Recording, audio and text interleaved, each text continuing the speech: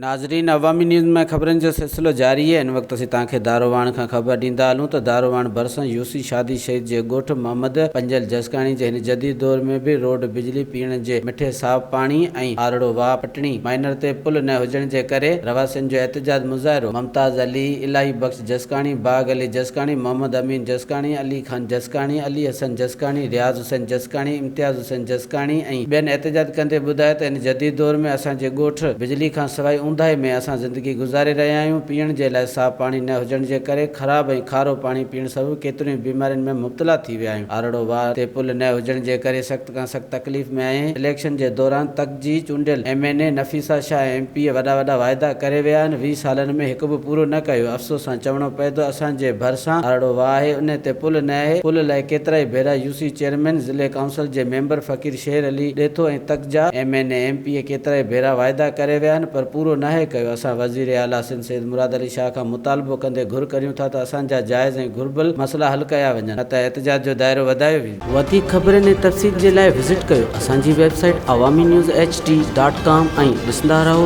Awami news